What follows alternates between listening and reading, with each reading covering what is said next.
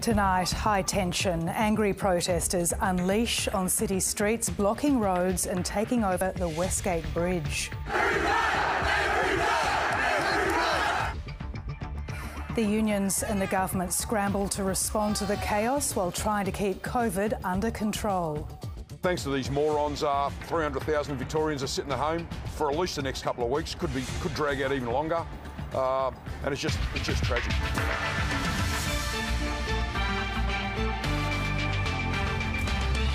Also tonight, we'll hear from Victorians suffering from long COVID. I don't feel like myself, and I don't know when I will or if I will. And the solar project on Aboriginal land in the state's east, shining the way to a bright future.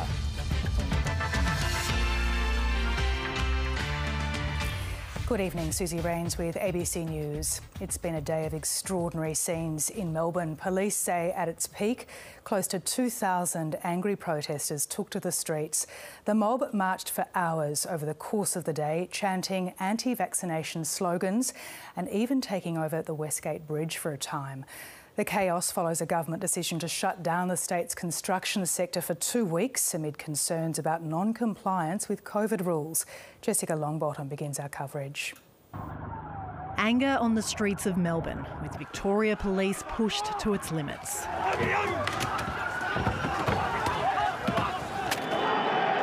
The city's lockdown streets were taken over by fluoro-clad protesters.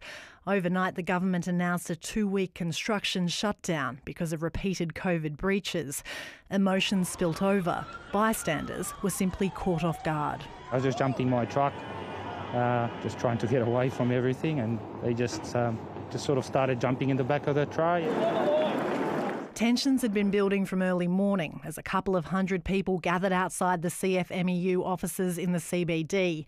Riot officers sent those in fluoro a strong message, but demonstrators refused to leave. Every day! We are the union. We've been betrayed by our leader. We did nothing yesterday more than we've been groomed and encouraged to do, to fight for fair and fight for freedom. The media also became a target. As the crowd swelled to more than 1,000, they marched towards State Parliament. Police vehicles were kicked. Orange flumes filled the skyline as flares were set off. You want to take the vaccine? Go ahead, mate. Take a litre of it, but don't force it on the rest. 7 people have taken over Australia. I appreciate your views, man, and I've heard them. Medical officers. There are hundreds of police here right now. We're just near Flinders Street. It seems like they were ready to confront the protesters. The protesters have just, though, continued round the corner and continuing their march of the city. Straight down Flinders Street to the Westgate Freeway, bringing traffic to a standstill. Some protesters put their lives in danger. Others treated it as a block party.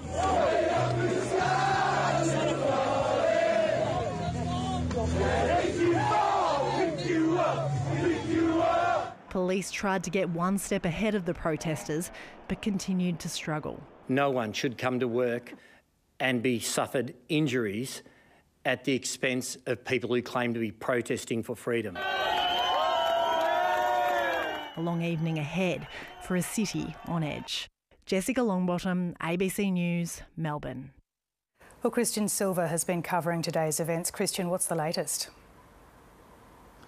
Good evening, Susie. Well, a short time ago, there were a large number of police outside the CFMEU offices in the city, including riot squad officers, and police are obviously keen to avoid a repeat of what we saw yesterday when rioters pelted that building with cans and rocks.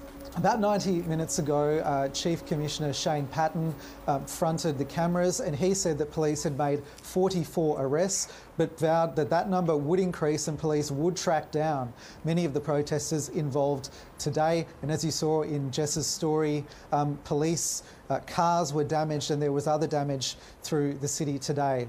Now, we didn't see the Premier Daniel Andrews front the media. However, a short time ago, he did release a statement condemning the violence that we've seen on Melbourne streets over the last couple of days. And despite what we have seen, he's reiterated the call for Victorians to go and get vaccinated. Susie?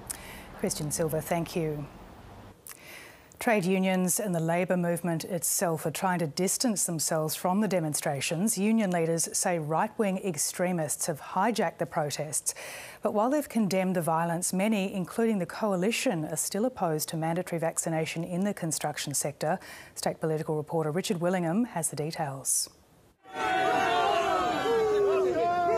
Some of the anger playing out on Melbourne streets are the direct result of mandatory vaccination for construction workers. But there's also a broader anti-vax and anti-lockdown agenda. There is a network of hard-right man-baby Nazis, you know, just people who just want to cause trouble, these man-babies. They want to complain about the vaccination. Some of the protesters are construction workers, but many are not. And thanks to these morons, 300,000 Victorians are sitting at home for at least the next couple of weeks. Could drag out even longer, and it's just tragic. The state government denies the construction closure is a direct reaction to yesterday's violent scenes. Rather, it's due to growing non-compliance in the sector. Sasha Lozanowski runs his own construction firm and condemns the violence. But while he and his staff are vaxxed, he does not support mandates. It's being used more as a punishment rather than a safety measure. So no, I don't think it's fair. 337 cases in this outbreak are linked to construction, with workers scattered across the state. But in the same way that you don't wear a hard hat on your elbow, you wear it on your head. Masks on chins were not doing the job in construction, and transmission was occurring. We cannot simply go back to the way things were being conducted. The construction sector is warning of potentially billions of dollars of losses, but acknowledges a recent safety blitz of thousands of sites found only 50% compliance. We've seen some issues with compliance, and they've rightly been identified by WorkSafe in the compliance blitz. And businesses really need to get real now. We need to get our COVID safety up to scratch. The Coalition, both state and federal, have slammed the protesters, but also the decision to shut construction. It also does not support mandatory jabs for the sector. Encouraging people as to why it's so important to get vaccinated is not threatening them or berating them. It is telling them the truth about how important vaccines are. Punish the people who have broken the rules, punish those who are irresponsibly engaging in violent protests, but don't punish the law-abiding. The events of the past 2 days have been distressing for many Victorians. It's a sign of the simmering tension in the community and the great challenge the Andrews government must face on many fronts. Richard Willingham, ABC News, Melbourne. Victoria has again recorded another high number of new COVID cases today. There were 603 new local cases recorded. That means there are now 6,000 active cases in Victoria. Sadly, another death has been reported, meaning there have been 13 deaths in this current outbreak. But vaccination rates in Melbourne hotspots are on the rise. Margaret Paul reports. In a car park in Campbellfield, about 150 people are getting vaccinated today. The clinic can't keep up with demand. I'm happy that it's gone from us trying to convince everybody to people now becoming a bit more proactive and responsible for their health. And quickly, the vaccination rate is growing faster here than anywhere else in the state. In Hume, first dose coverage has grown 9.5% in just a week. And the scale of the outbreak here is motivation. Today there were 242 new cases in this area. Doctors have seen COVID cases in homes on the same street as the clinic. People have seen how real the COVID infection is, and it's encouraged people to come and get vaccinated to protect themselves and their family. It's also encouraged easier access to vaccines in local hubs that are culturally appropriate. I'd much rather these interventions had happened before we had 50% of the state's cases concentrated in our municipality and in the wider northern and western suburbs, but better late than never.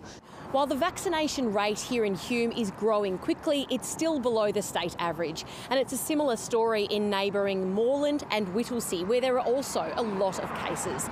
Strangely, the AstraZeneca vaccine is made right here in Broadmeadows. Further east in Bundoora, La Trobe University wants all its staff and students to get vaccinated by December. We will be requiring anyone who wants to be on campus to be able to demonstrate that they are vaccinated. So life on campus can resume. Margaret Paul, ABC News, Melbourne. And Victoria is steadily moving towards its vaccination goals. Just over 73% of eligible Victorians have had their first dose. That's higher than the national average. Nearly 45% are fully vaccinated. It's the news many parents have been waiting for, a vaccine to protect children under 12 against COVID-19. Depending on TGA approval, jabs could be in arms before the end of the year. Medical reporter Sophie Scott has the story. For mum of two, Jacqueline Johnson, the option of vaccinating younger children against COVID-19 can't come soon enough. Georgia definitely misses school. She misses her friends. 6-year-old Georgia could soon be able to get a Pfizer jab. 4-year-old Alice isn't old enough. If children as young as 5 have an opportunity to be protected in schools, that for me as a parent, that would make me feel much more comfortable about sending her back to school. Preliminary results show the Pfizer vaccine is safe and effective for younger kids. We have the first data that we're going to be submitting to the FDA that demonstrates a robust immune response and satisfactory safety profile for the Pfizer-BioNTech mRNA vaccine in children 5 to 11 years of age. After 2 doses given 21 days apart, children developed as many COVID-fighting antibodies as teenagers given the vaccine. I think this will be reassuring. It's, of course, an incredibly important way of controlling the likelihood of disease, the spread of infection. In the study, kids were given 1/3 of the dose given to adults. Researchers looked at 2,200 children, a sample size not large enough to see rare effects. And the findings haven't been published in a peer-reviewed journal. The Therapeutic Goods Administration will go very carefully through all the safety data with a fine-tooth comb. Today, the federal government wrote to Pfizer saying should the shot be approved here, those vaccinations will commence as a priority. Sophie Scott, ABC News.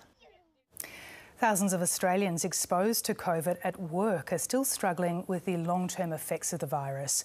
While many have sought compensation through work cover, some are also investigating if there are other legal options.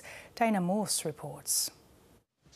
Life after COVID is very different for mother of 2, Angie Shrimpton. I don't feel like myself and I don't know when I will or if I will. She was exposed while working 2 admin shifts at this aged care facility in August 2020. The facility says it followed government-mandated advice and PPE procedures. Over a year on, she's still suffering from long COVID symptoms, including brain fog, fatigue and stress incontinence from prolonged coughing. Such a bigger impact than this 2-week virus that they say. Both her children were infected too, and while her treatment is covered by a work cover claim, she's been left out of pocket paying for theirs. I should have been safe and my family should have been safe. Over 1,200 work cover claims have been paid out in Victoria, but legal experts believe some claimants may have reason to consider further action. If they have exposed the worker negligently, then potentially down the track there may be common law claims that can be run. Many claims will depend on proving permanent, stable injury. That can take 6 months, it could take 5 years. It really depends on the nature of the injuries that the plaintiff has sustained. Around the world, between 5 and 13% of COVID patients will end up with ongoing health issues.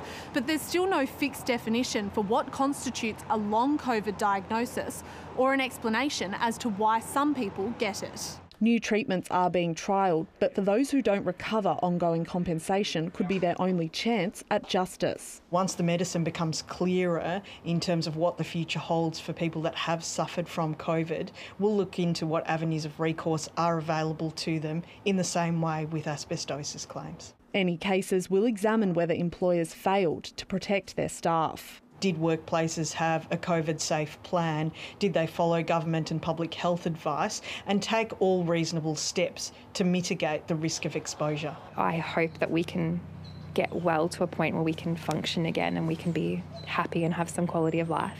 For Ms Shrimpton, compensation can't fix her health, but it could help with recovery. Dana Morse, ABC News. Still to come this hour, the contact tracing delay leaving some Sydney residents stuck in isolation for up to 6 weeks. Every day I call this number they gave me. Give me your name, your date of birth, your email, will call you back. No one call you back. Even the health department, she said, I'm sorry, we're in big mess, too much people. She said, I'm so sorry. But obviously the system is overloaded. Plus, the construction union blames right-wing agitators for bringing Melbourne to a standstill. That's coming up. France and its European friends are firing warning shots at Australia and the United States in retaliation against its dumping as supplier of Australia's next fleet of submarines. The fallout from the switch to American and British nuclear-powered subs will dominate Scott Morrison's day on the sidelines of this year's United Nations General Assembly. It could even drag out already slow talks over a free trade deal that Australia's been trying to clinch with Europe. Greg Jennett reports from New York. One in, all in, seemed the impression from the newest nuclear-powered masked musketeer to the established pairing.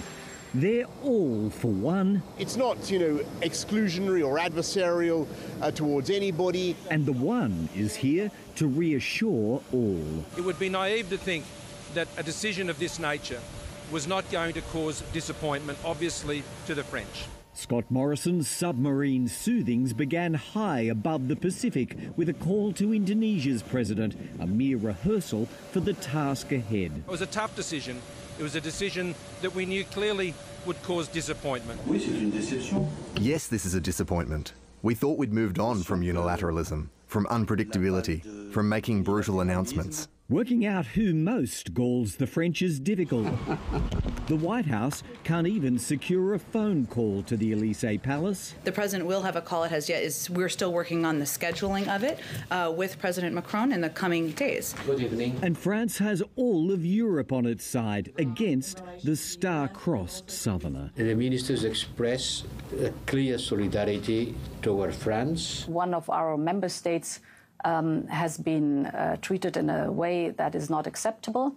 So we want to know what happened and why. For a while, at least, a go-slow's been called on Australia's lucrative free trade talks with the EU. These issues will be worked through in the weeks and months ahead. We have an important relationship with the European Union, and France plays a critical role in that. Taking that leap to join the nuclear-fuelled navies of the world was always about projecting power. It also takes an awful lot of explaining. Scott Morrison's covering the field from Southeast Asia to Europe here, then doubling down again at the Quad Summit in Washington. Taken together, last week and this are probably the most consequential days for Australian diplomacy in decades. For good or for ill, that'll depend how convincing the explanations are. Greg Jennett, ABC News, New York City.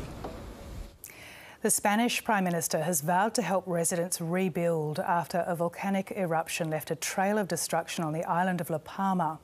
Lava flows swallowed up more than 100 homes on the hillside and could last for weeks or months. The prompt evacuation of more than 5,000 people helped to avoid casualties. Some residents are yet to find out if their homes have been consumed by the molten rock. Officials aren't expecting any more eruptions and say the immediate danger appears to be over.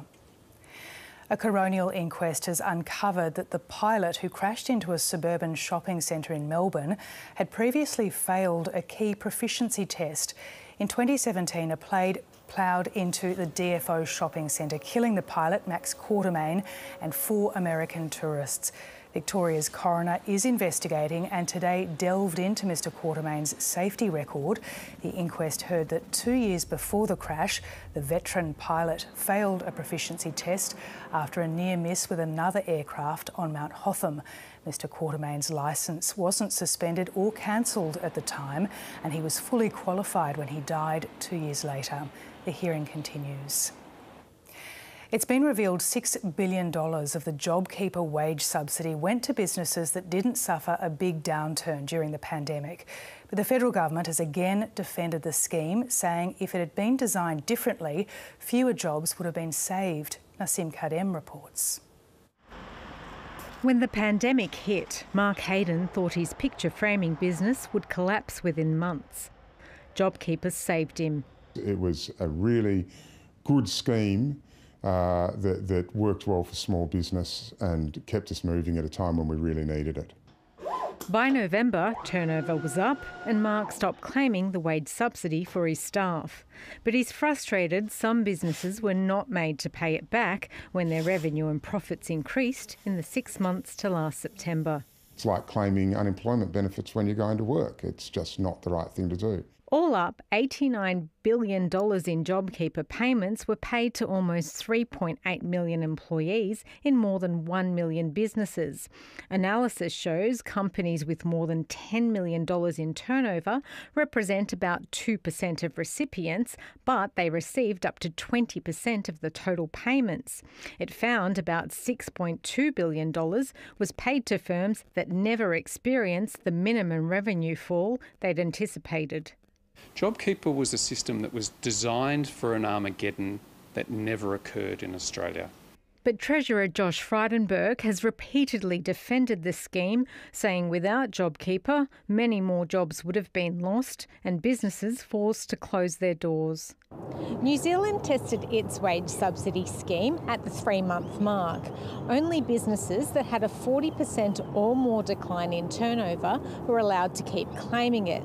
Our Tasman neighbours also have a transparency register showing which firms claimed it and by how much. But our governments refused to have one. Shrouding the scheme in secrecy, refusing to level with the Australian public about how our money was spent.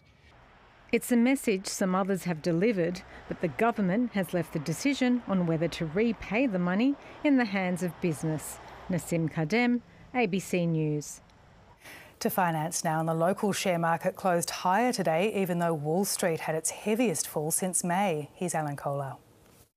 Well, the falls in New York last night were 1.7% on the S&P 500 and just over 2% on the Nasdaq.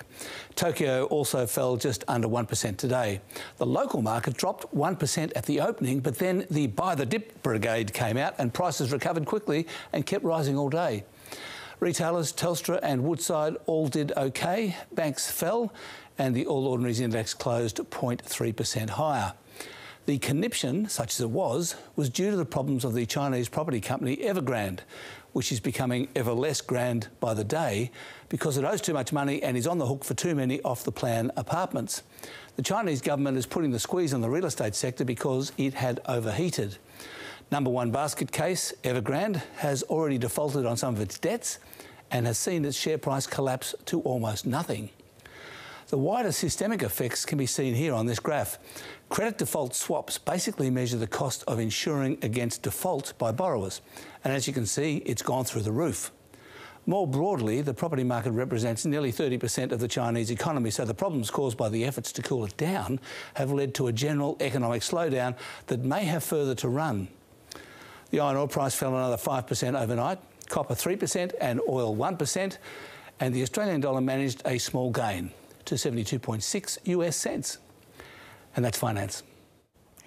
As the only member of the Melbourne team with grand final experience, defender Jake Lever could play a crucial role in helping his teammates prepare for Saturday's decider against the Western Bulldogs at Perth Stadium. Lever is urging his teammates to stay in the moment and not get distracted by thoughts of lifting the Premiership Cup. Jake Lever's memories from grand final day are far from fond.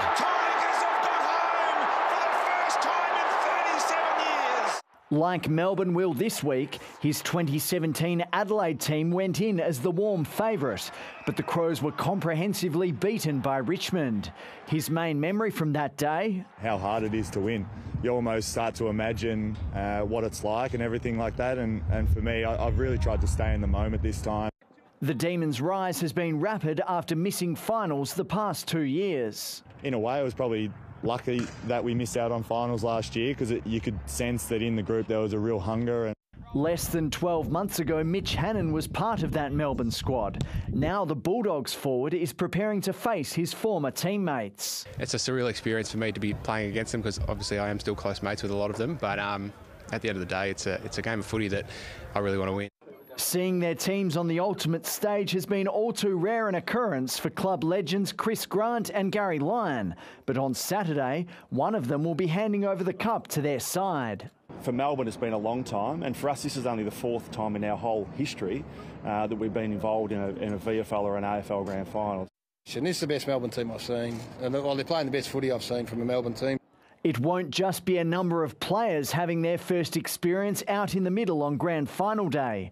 Victorian umpire Jacob Mollison will officiate in the decider for the first time, alongside 9-time grand final veterans Brett Roseberry and Matt Stevic. Blake Kagi, ABC News.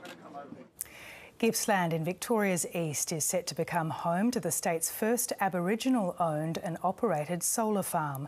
Electricity sales from the plant in Longford will help fund health, education and employment services for the local Indigenous population, which community members say is a step towards self-determination. Jetta Costa reports. This empty grass paddock in Longford has sat dormant for the past decade, but with the construction of a new 4.9 megawatt solar farm on the way, it will soon have some much needed life restored back into it. Being one of the first renewable energy projects conducted on Aboriginal land in Australia, it's really exciting. This month, the Rummayuck District Aboriginal Corporation received $1 million in state funding to press ahead with the planning process for a solar farm on its 16-hectare property.